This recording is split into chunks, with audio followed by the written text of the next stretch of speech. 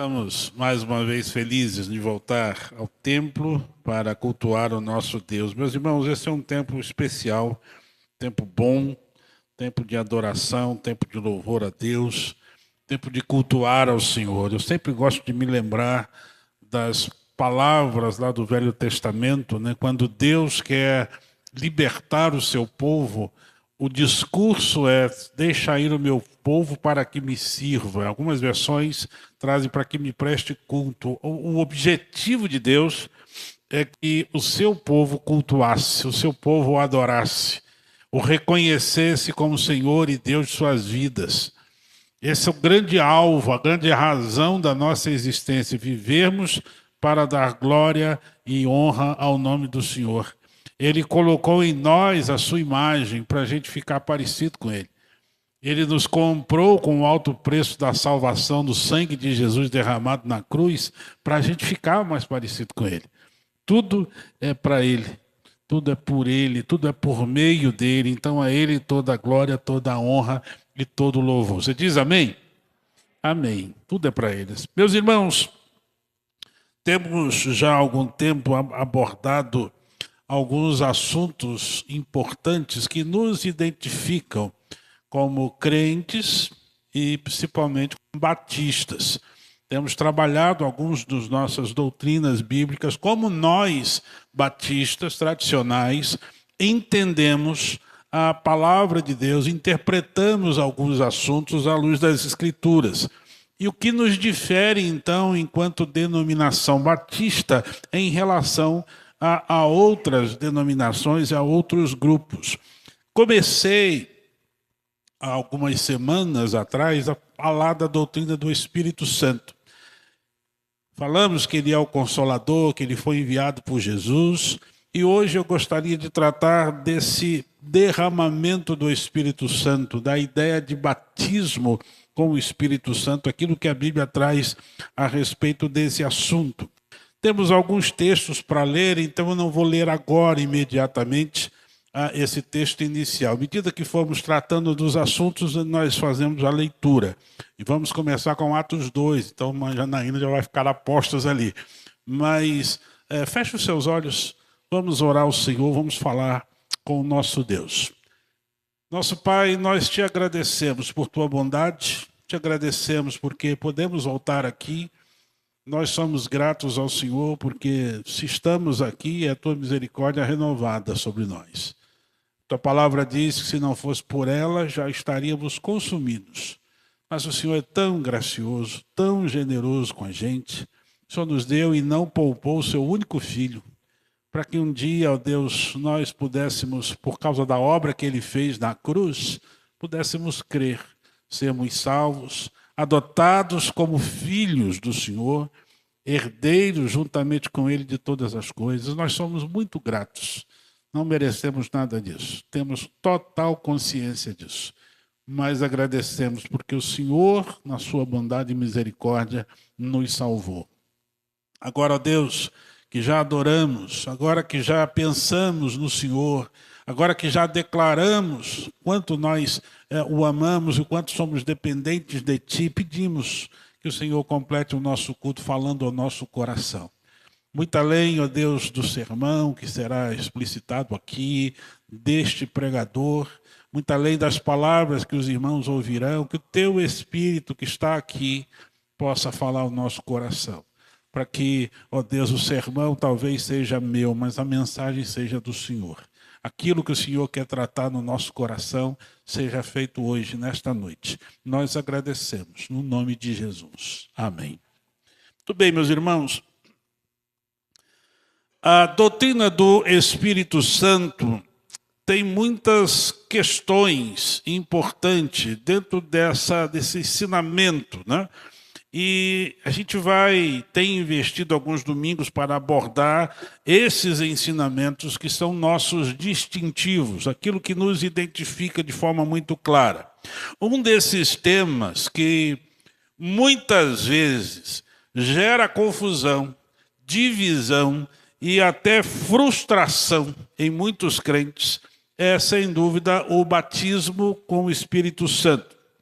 Muitos crentes sinceros vivem angustiados, achando que lhes falta uma espécie de segunda bênção, como assim foi chamado anos atrás. Muita gente buscando algum tipo de experiência mística para provar que tem o Espírito Santo.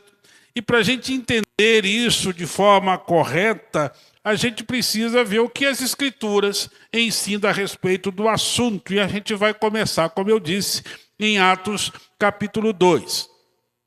E já nesse capítulo, a gente vai aprender que a gente não pode olhar para aquele ato de Pentecostes como um manual de como fazer um culto de poder.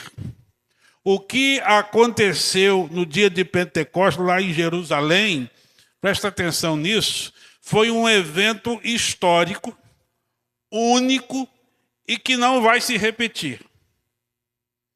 Evento histórico, único, que não se repete. Então, a gente vai entender o que aconteceu naquele dia em Jerusalém e como essa promessa histórica se torna realidade na nossa vida nos dias de hoje, na sua vida, você que crê na pessoa de Jesus. Muito obrigado, Deus te abençoe.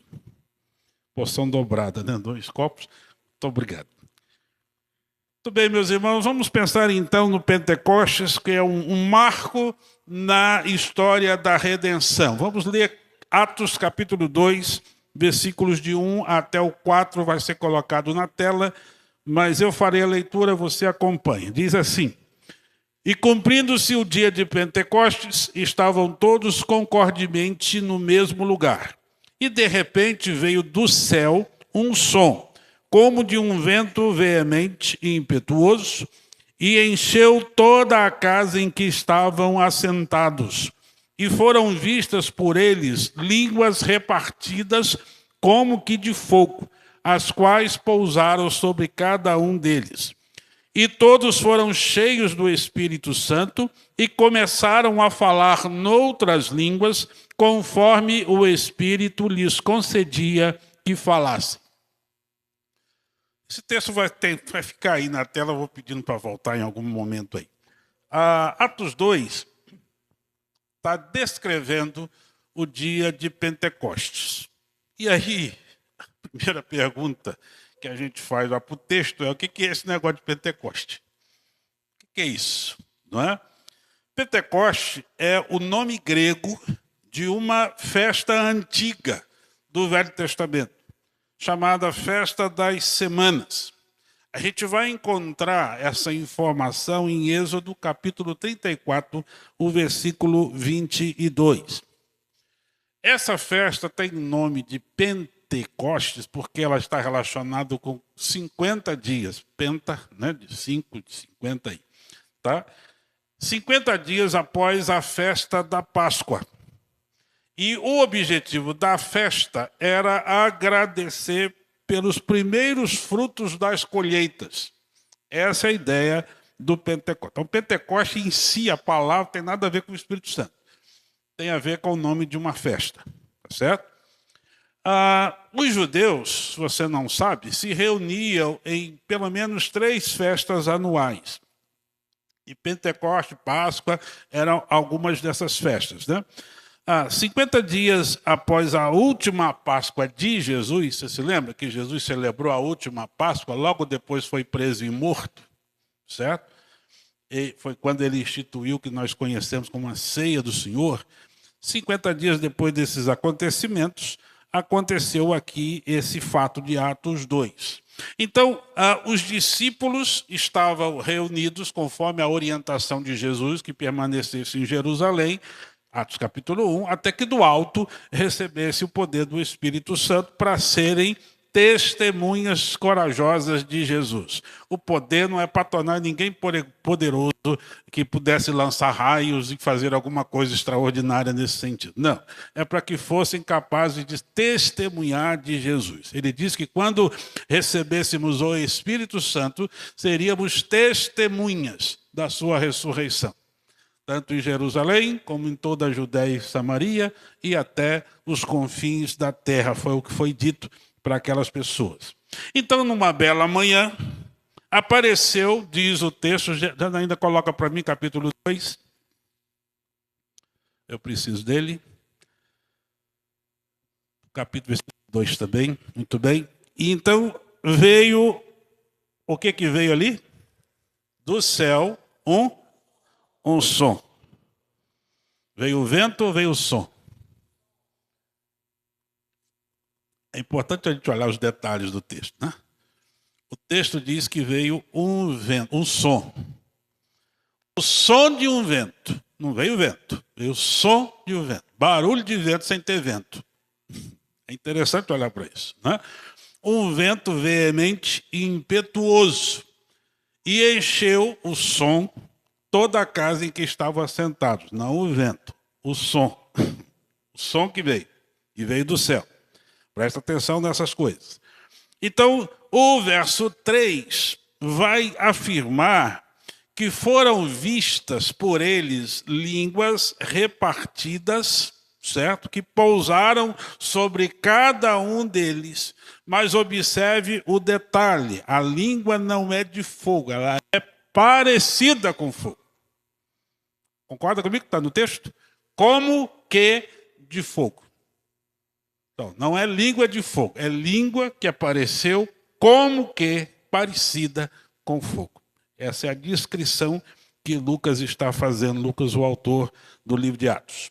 Então, no verso 4, nós somos informados que depois dessas duas coisas, o som de um vento e as línguas que apareceram com aparência de fogo, os discípulos foram cheios do Espírito Santo e começaram a falar noutras línguas, conforme o Espírito lhes concedia que falassem. Que línguas são essas? Versículos 8, 9 e 10. Vou pedir Janaína para colocar. Eu vou pedir os irmãos para ler enquanto eu bebo água. Vamos lá? Como, pois... ouvimos cada um na nossa própria língua em que somos nascidos. Partos, judeus, elamitas e os que habitam na Mesopotâmia, Judéia, Capadócia, Ponto e Ásia, e Frígia e Panfilha, Egito e partes da Líbia, junto a Cirene, e forasteiros romanos, tanto judeus como prosélitos. Perceba então que as línguas que eles falaram são idiomas de outras nações, de outras nacionalidades, tá certo? O texto explicou, deixou claro, inclusive citou quais eram as nações que estavam ouvindo os idiomas que estavam sendo falados. Tá? Um detalhe no texto é que eles dizem, olha, estamos ouvindo falar na nossa língua nativa, ou seja, judeus que nasceram, que habitavam em outros países, falavam suas línguas de lá. Por exemplo, se o sujeito nasceu na Grécia, ele falava grego. Se nasceu na Itália, falava o italiano.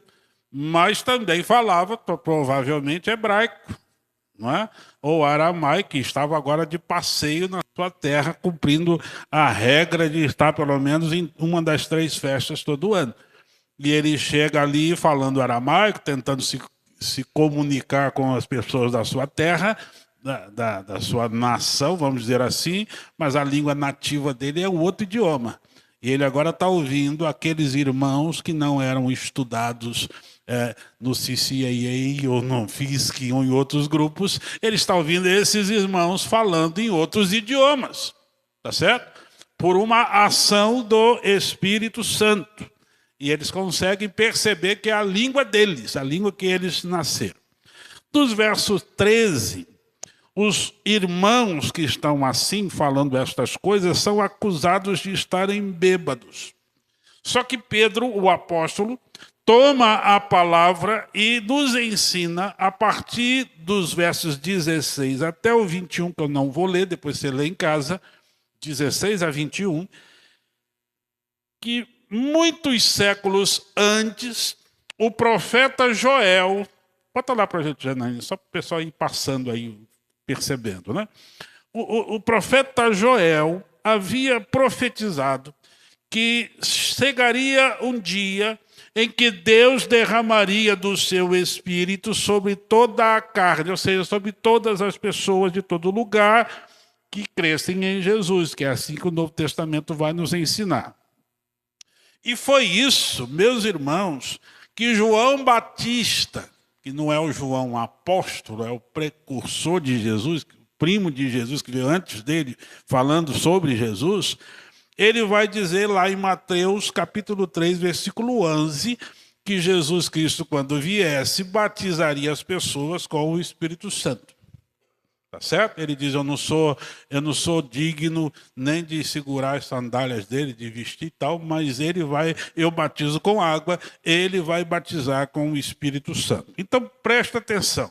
O que aconteceu em Atos capítulo 2 não foi uma experiência em que os discípulos conseguiram porque oraram alto o suficiente para Deus ouvir e enviar o Espírito Santo. Não.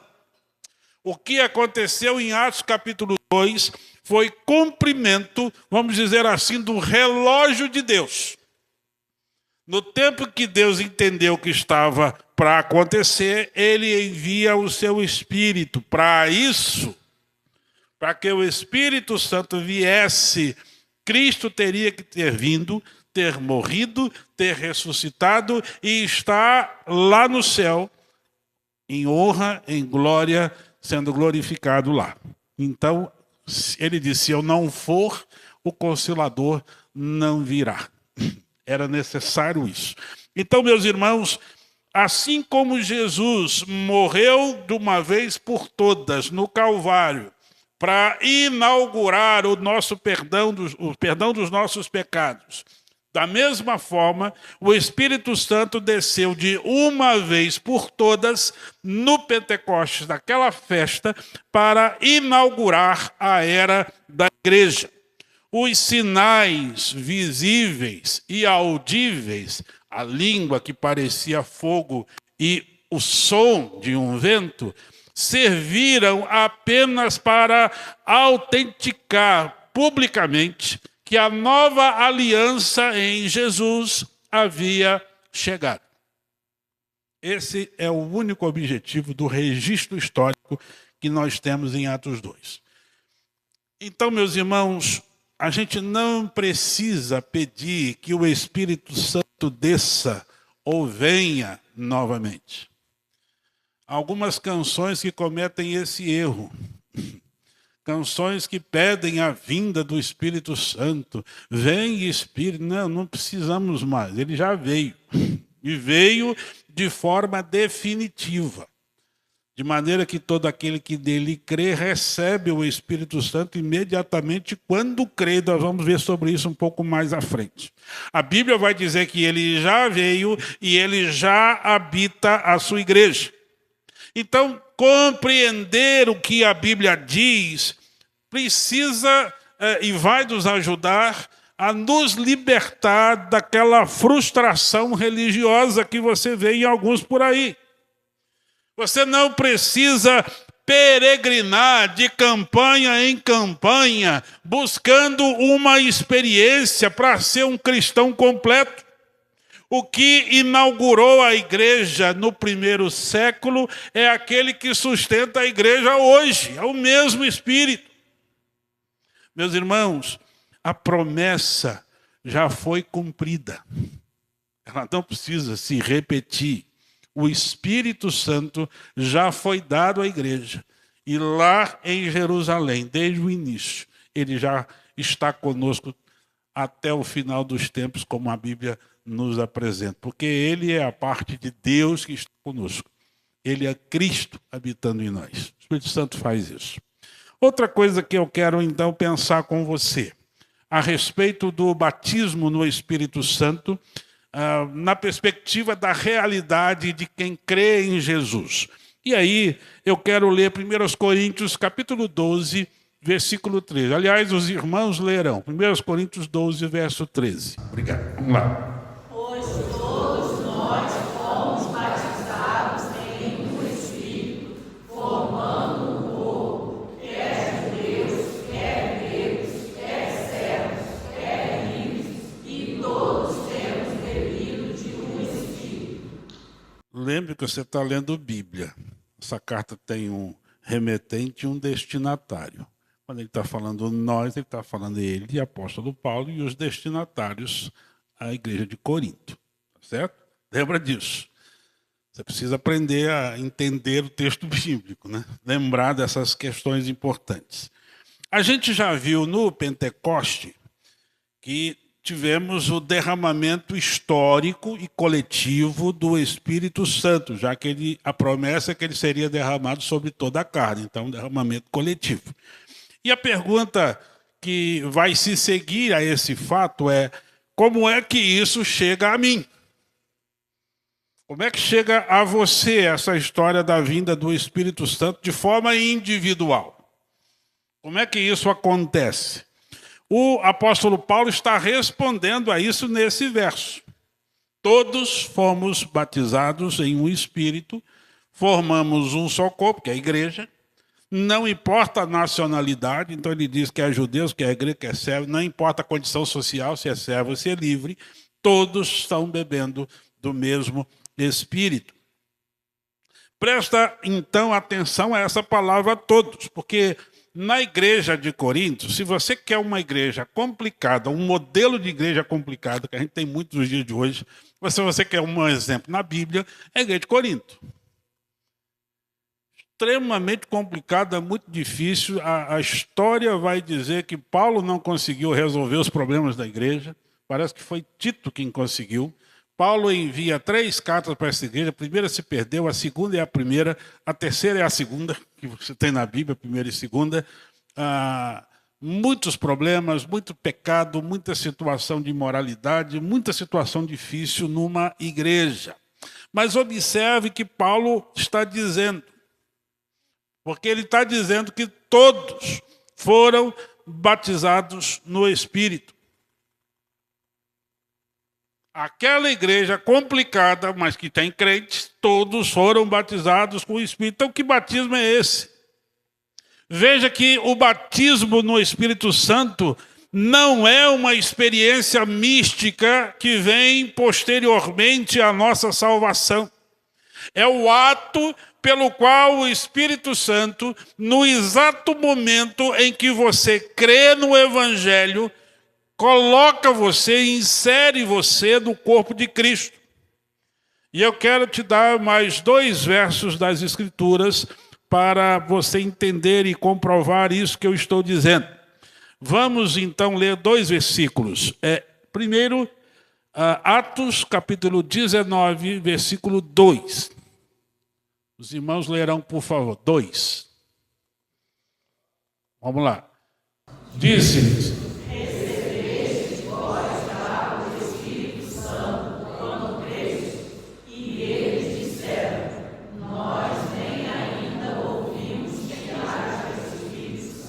livro de Atos, um momento da história de transição da igreja. Estamos saindo do judaísmo e entrando naquilo que é chamado de cristianismo, ou a igreja de Jesus, uma fase transitória. Paulo está conversando com um grupo de pessoas que se diziam cristãs, salvas por Cristo, mas que não sabiam nada a respeito de Espírito Santo. Se você continuar lendo, eles vão dizer que foram batizados por João. Por que a mensagem era incompleta? Porque João falava de Jesus, mas ele não viu morte nem ressurreição. João Batista morreu antes disso. O Herodes mandou cortar a cabeça dele, lembra disso? Então ele não viu, ele pregou um evangelho faltando partes. Havia coisas que precisavam ser complementares. E agora Paulo está fazendo uma pergunta importantíssima. Qual é a pergunta?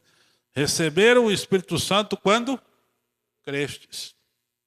A pergunta de Paulo deixa claro aquilo que ele entende, biblicamente ou teologicamente, que o Espírito Santo é recebido no momento que se crê. Consegue entender? Está claro para você?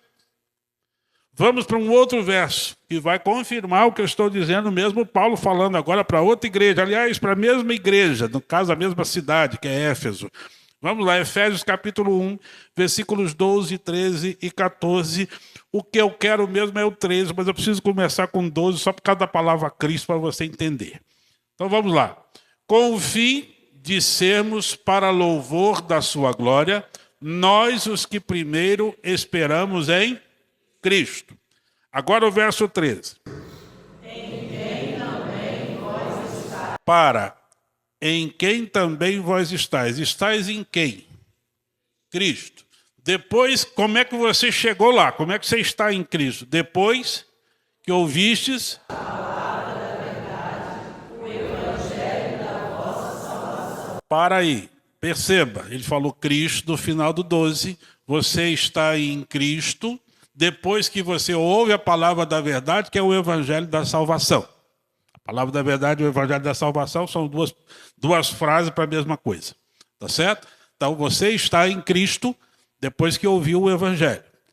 E tendo, vamos lá? E tendo para... Aqui permite duas interpretações, mas as duas vão dar no mesmo resultado. Ou você creu no Evangelho, ou você creu em Jesus. Que dá no mesmo. Concorda comigo? No final das contas, dá no mesmo. Então, tendo nele, ou nele Evangelho, ou nele Jesus, que é a mesma situação, fostes selados com o Espírito Santo da promessa. Já expliquei isso aqui várias vezes em outras oportunidades. Selão de rei, de autoridade, derrama cera em cima do documento, o sujeito vem com um anel que só ele tem, dá aquela a imprensada na cera e fica a logomarca dele ali guardadinha. Se alguém recebesse um documento, a cera era o selo, fechava a carta. Se aquele selo tivesse quebrado, sinal que alguém abriu. E se não foi o sujeito a quem a carta foi endereçada, alguém cometeu o crime de abrir a carta dos outros. Consegue entender? Era um título de propriedade. Paulo está dizendo que o Espírito Santo na sua vida é a prova de que você pertence a Deus. É o título de propriedade. Você está marcado como pertencente ao Senhor. Há alguns relatos interessantes, como eu já contei para os irmãos. Uma missionária amiga que formou comigo no seminário, está lá no Rio Grande do Sul, se não me engano. Ela disse que se converteu quando foi ao cemitério e o pai dela, macumbeiro, líder, né, de um centro de macumba, e eles foram catar ossos para fazer os despachos. E quando foi mexer num dos ossos, a voz que dizia ao pai dela o que fazer, disse, não toque nesse. E aí foram pegando em outros lugares e tal, depois também não toque nesse.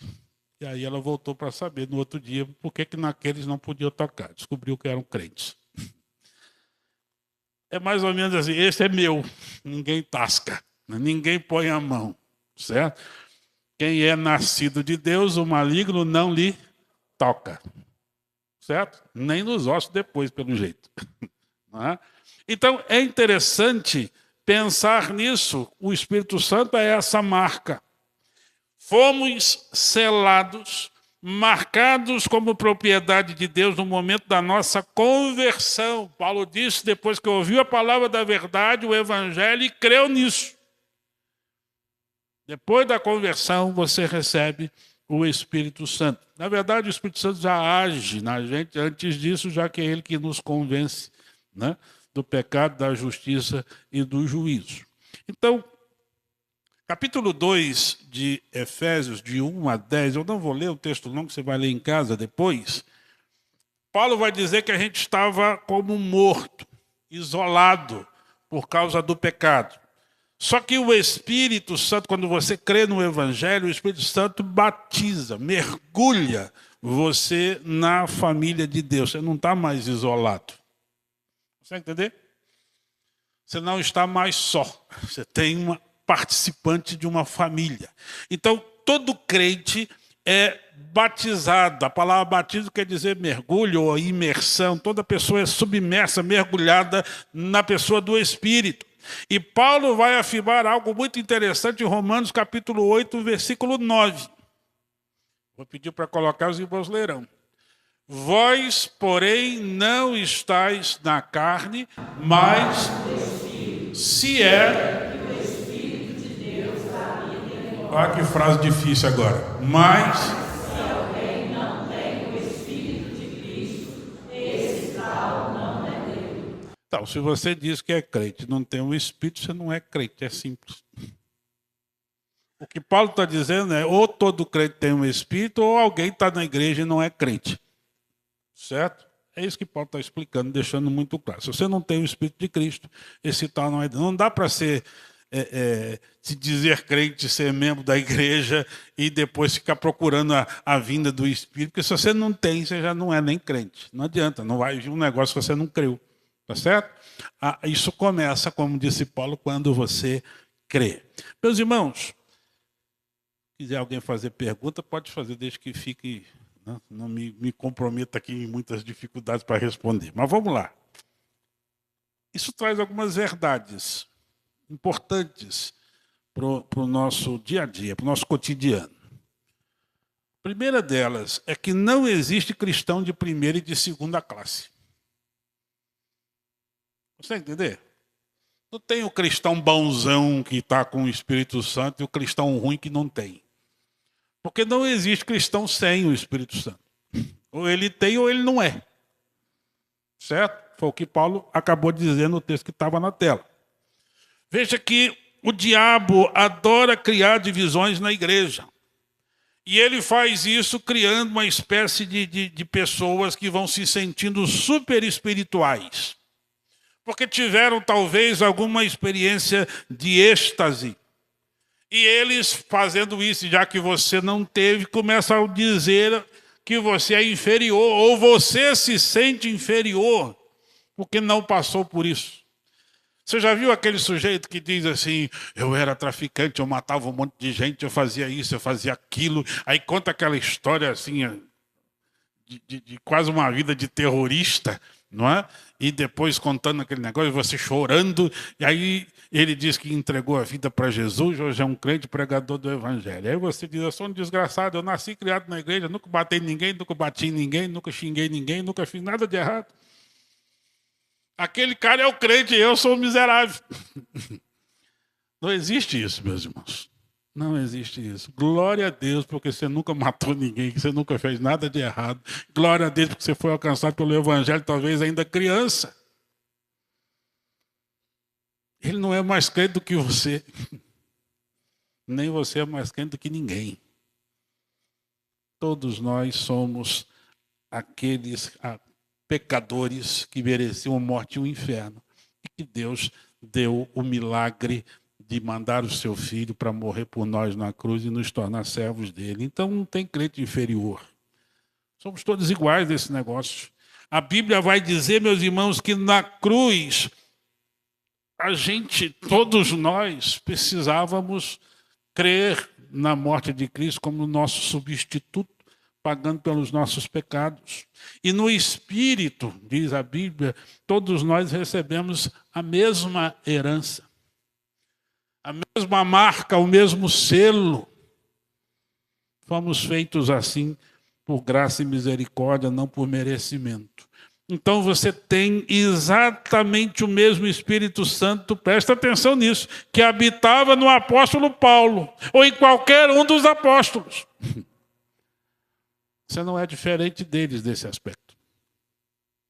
Se você é um crente em Jesus, se você creu na morte e na ressurreição de Jesus, você não é diferente de nenhum dos personagens das Escrituras, cheios do Espírito. Então, qual é o nosso alvo? O nosso alvo, meus irmãos, é a plenitude diária. A Bíblia nunca vai ordenar a um crente que busque ser batizado no Espírito. Porque isso Deus já fez quando salvou você. Mas a Bíblia ordena em Efésios 5,18 que você precisa se encher do Espírito. Eu costumo usar o seguinte exemplo, um copo com uma gota d'água, tem água? Tem ou não? Tem. Mas ele não está cheio d'água. Você entender? Todos nós temos do Espírito, somos como recipientes, como copos. Temos o Espírito, mas a gente precisa se encher dele. E isso sim vai fazer diferença. O batismo com o Espírito é um evento único. Já aconteceu lá com a igreja primitiva, registrado em Atos 2, cumprimento de profecia feita por Deus por meio de Joel. Isso já foi. A plenitude do Espírito, o enchimento do Espírito é um ato de submissão diária ao controle do Espírito, pelo entendimento, pela leitura das Escrituras e submissão à palavra de Deus. E isso pode fazer você ficar hoje aparentemente cheio e talvez você vaze amanhã um pouquinho e precisa manter esse negócio funcionando. Há uma história no livro do Sami Tipit, né? Que ele diz de alguém ajoelhado no banco, dizendo: enche-me, Senhor, enche-me, Senhor. Todo domingo o cara orava assim, ajoelhado, no primeiro banco, mãos para cima, fazendo: enche-me, Senhor. E embora vivia uma vida toda errada, toda cheia de pecado, fazendo um monte de troço errado. Chegava no domingo, né? Oh, Senhor, enche-me, Senhor. E voltava na segunda-feira cheio de pecado. Aí uma irmãzinha, vendo aquela cena, disse, depois dele gritar: enche-me, Senhor. Ela disse: Senhor, não enche ele não, que toda segunda ele vaza. Talvez você esteja nessa condição, né? Talvez você esteja vazando. E aí vai precisar muito da ajuda do Senhor, de submissão à palavra, para não ficar só no discurso: enche-me, enche-me, enche-me, quando de fato você não toma uma medida para que isso aconteça e permaneça na sua vida. O desafio, meus irmãos, não é ter mais do Espírito. Preste atenção nisso. Estou usando o exemplo do copo aqui, mas o desafio não é ter mais do Espírito. O Espírito Santo está presente na sua totalidade, porque o Espírito Santo não é água para você ficar com gotinha ou menos gotinha. Tá certo? Ele é uma pessoa e ele está presente. Então o desafio não é você ter mais do Espírito. É você deixar que o Espírito tenha mais de você. É você se colocar submisso à liderança dele. Você entendeu a diferença? É você vem cá, mais um pedaço do Senhor para botar na minha vida. Você não vai dividir o Espírito Santo em pedaços para colocar dentro de você. Você já tem ele inteiro. Só que você precisa deixar ele tomar a direção da sua vida. Esse é o grande desafio. Isso é encher-se do Espírito. Ele tem que dominar a sua vida, ele tem que ter mais do seu tempo, ele tem que determinar e moldar o seu caráter. Ele que tem que guiar a sua vontade para que você faça a vontade de Deus, segundo as Escrituras, e não a sua. É assim que você vai se encher do Espírito Santo. Outra questão importante, e que muita gente se esquece, é que o Espírito Santo veio para nos conduzir a Cristo. Tem gente que quer fazer o Espírito Santo um negócio à parte e acaba se desviando do foco em Cristo. Meus irmãos, no próprio dia de Pentecostes, o apóstolo Pedro, diz o texto, se levantou para pregar e explicar o que estava acontecendo. Você se lembra, nos versos 1, 2, 3, 4, que veio um vento impetuoso, o som do vento, um negócio assim assustador, que chamou a atenção de todo mundo, que gerou uma multidão por lá. Veio um sinal daquelas línguas que pareciam fogo que estavam sobre as pessoas. Mas na pregação de Pedro, ele não falou nem do som impetuoso, ele não falou sequer da língua repartida, parecida com fogo sobre as pessoas. Não são os sinais que tinham que ser anunciados. Aquilo não era o foco. Não era a experiência mística que deveria ser contada. Pedro pregou sobre Jesus. Ele disse: vocês mataram o Messias, ele era o Messias. O que a gente faz então, meus irmãos? Arrependei-vos e cada um de vós seja batizado em nome de Jesus e recebereis o dom do Espírito Santo. Consegue entender a situação? Pedro não está pregando a experiência mística. Ele está pregando Jesus. É para isso que o Espírito Santo veio. Quando você voltar os seus olhos para Atos 2, coloca para mim o verso 33. Veja a declaração de Pedro. Vamos ler? De sorte que, exaltado e tendo recebido do Pai a promessa do Espírito Santo, derramou isto que vós agora vedes e ouvis. O derramamento do Espírito Santo é a prova cabal de que Jesus não ficou no túmulo. A descida do Espírito é a prova de que se cumpriu o que estava escrito, que o Messias era de fato Jesus, estava glorificado, então ele veio. Ele morreu, ressuscitou, subiu aos céus e assentou-se no trono de glória. E o Espírito Santo é o presente desse Rei dos Reis para a sua noiva, que é a igreja. Você entender? O Espírito Santo é o presente de Jesus para você.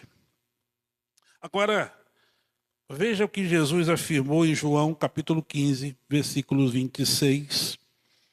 Ele diz assim: mas quando vier o Consolador, que eu da parte do Pai vos hei de enviar, aquele Espírito de verdade, que procede do Pai, procede dele, procede do Pai, o que esse Espírito vai fazer? Ele testificará de mim. A instrução de Jesus é que o Espírito Santo seria enviado para testificar de Jesus, para confirmar quem é Jesus. Agora veja João capítulo 16, versículos 13 e 14, capítulo seguinte. Vamos lá? Mas quando vier o Espírito de verdade, ele vos guiará em toda a verdade, porque não falará de si mesmo, mas dirá tudo o que estiver ouvindo e vos anunciará o que há de vir. 14, ele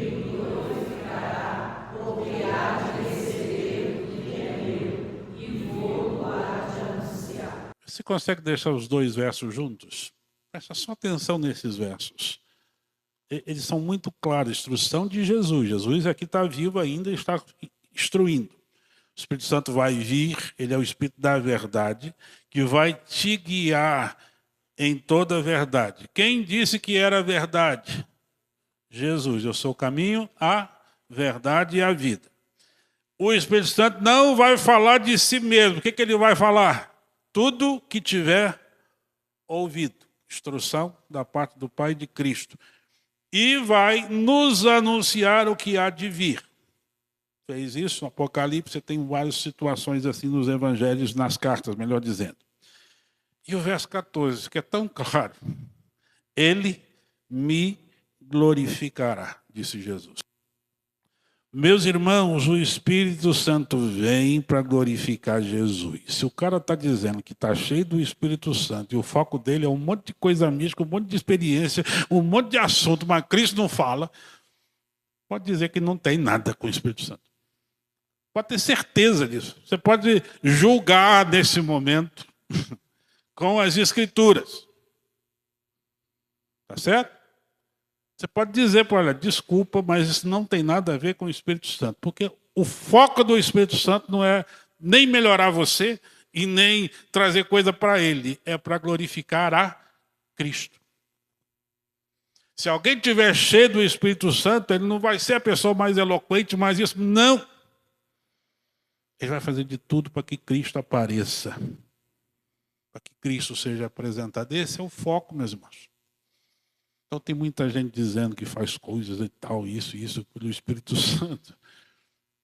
Aí você vai olhar sobre Cristo, não tem nada. Se não tem nada, não é Espírito Santo. Não precisa nem discutir, não precisa nem perguntar para pastor. É simples.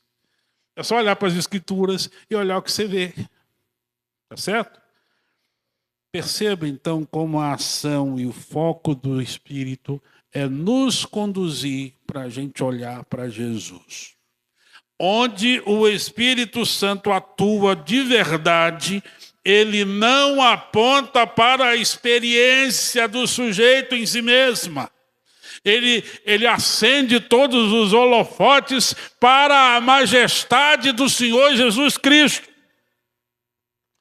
Preste atenção, porque o mais importante não é o milagre. O mais importante não são as soluções que possam ter vindo para você. O mais importante é Jesus. cujo nome é exaltado acima de todos, e é em nome dele que tudo acontece. E aí, Paulo vai dizer isso em Romanos capítulo 11, versículo 36. Você deve decorar esse verso e dizer todos os dias da sua cabeça. Vamos lá? Porque dele e por ele e para ele são todas as coisas. Glória, pois, a ele eternamente. Amém.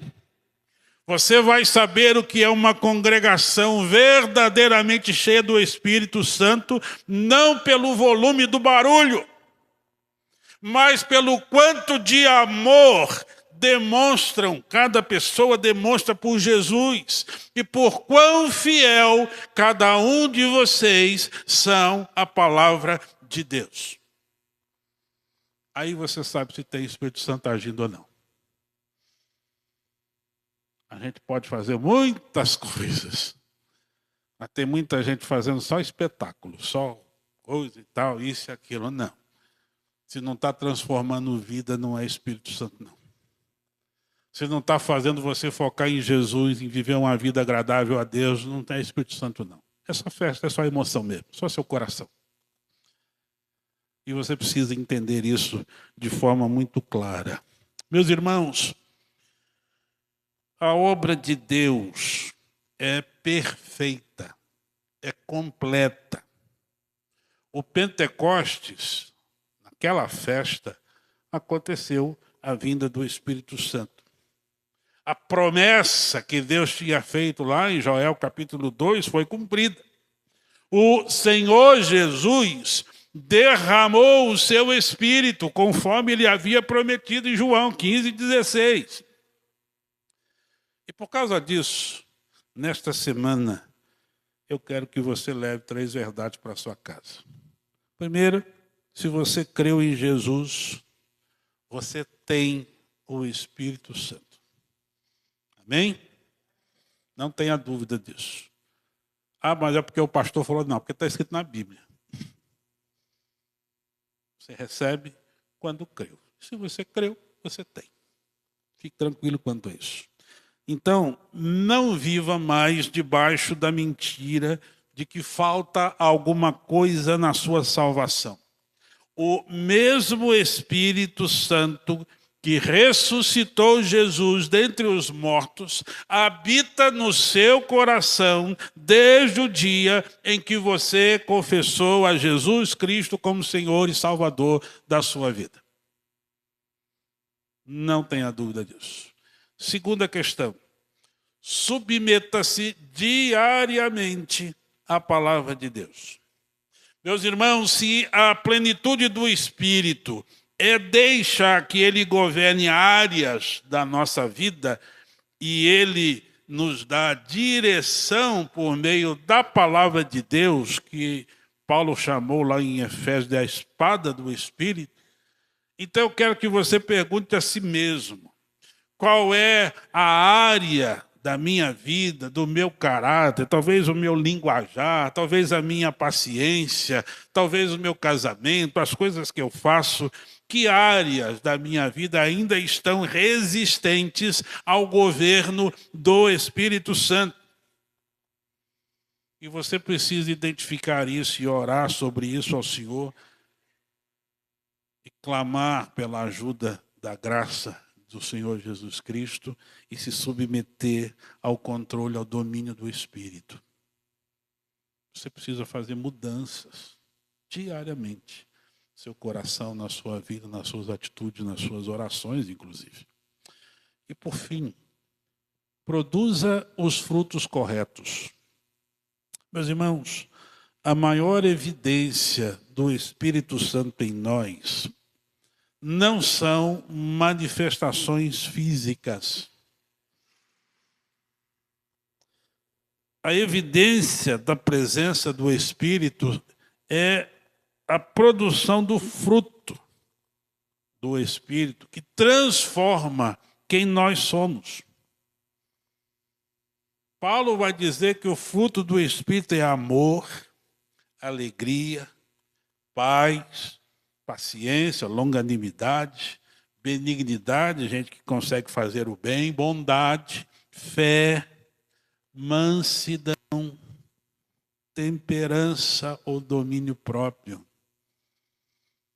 Se você está fazendo alguma dessas coisas no oposto, o Espírito Santo ainda não está dominando sua vida. Falta amor, o Espírito Santo não é ainda quem está dominando, você não está cheio dele. Você não está submetendo-se à vontade dele. Falta alegria, tem alguma coisa relacionada a permitir que o Espírito Santo seja o Senhor da sua vida. Está faltando paz. Jesus garantiu que ele deixaria uma paz diferente da do mundo, infinitamente superior. Está perdendo a paciência? Precisa pensar um pouco sobre isso. Benignidade, está fazendo coisas que não são boas, não está sendo bom, está faltando fé, não está sendo manso, está descontrolado emocionalmente. Você não precisa de psicólogo, você só precisa de submissão ao Espírito. Você só precisa colocar a sua vida à disposição do Senhor. Você entendeu o que a Bíblia está dizendo? Que o Senhor nos ajude a lembrar disso essa semana e a buscar produzir esses, eu vou chamar de frutos. O texto fala de um só com esses gomos, né? Mas vamos chamar de frutos. Que o Senhor nos ajude a viver como um povo que já foi batizado pelo Espírito e que precisa se encher dele sendo submisso à palavra, com um só propósito, a glória que é exclusiva para a pessoa de Jesus. Nada para mim, nada para você, nem mesmo ao Espírito. Tudo é para Jesus. Por Ele, por meio dEle e para Ele são todas as coisas. Glória, pois, a Ele eternamente. Amém. Feche os seus olhos. Obrigado, Senhor, por Tua palavra. Obrigado pelo Teu Espírito que entrou na nossa vida quando cremos. Obrigado pela certeza dele falar ao nosso coração e confirmar que nós somos salvos por Jesus. Ele é quem nos dá essa segurança. Tua palavra é que nos ajuda a viver mais submisso a Ele, à direção do Senhor. Fala conosco, Pai, que o Teu Espírito que habita em nós nos ajude a levar essas verdades para casa, para que a gente jamais fique frustrado sobre ter ou não a Sua presença, mas, ao contrário, a gente se submeta ao Senhor, porque o Espírito Santo há de nos ensinar muito mais do que ouvimos hoje. E assim poderemos servir ao Senhor com alegria, com dedicação. Teremos, ó Deus, uma vida transformada e poderemos ser instrumentos do Senhor para transformar outras vidas, levando o Evangelho de Jesus. Fala conosco, nos abençoe, nos dê uma semana de paz produtiva na Tua presença, em nome de Jesus. Amém. Deus abençoe sua vida. Se você ainda não tem Jesus no seu coração, creia nele. Arrependa-se dos seus pecados. Faça parte da família Ibasque, né? Venha fazer parte dessa igreja